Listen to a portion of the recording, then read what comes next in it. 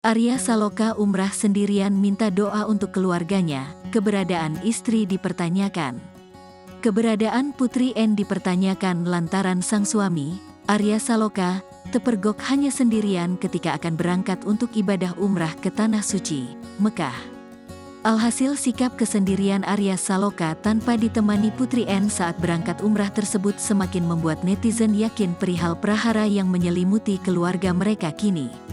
Diketahui, Arya Saloka meninggalkan syuting sinetron Ikatan Cinta untuk melaksanakan ibadah umrah dalam beberapa hari ke depan.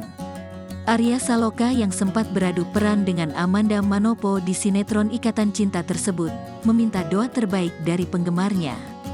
Sayangnya, saat Arya melaksanakan ibadah umrah, Putri N tak terlihat muncul untuk mengantarkan suaminya tersebut. Sesaat sebelum keberangkatan, Arya terlihat datang seorang diri dengan mengenakan kemeja ungu.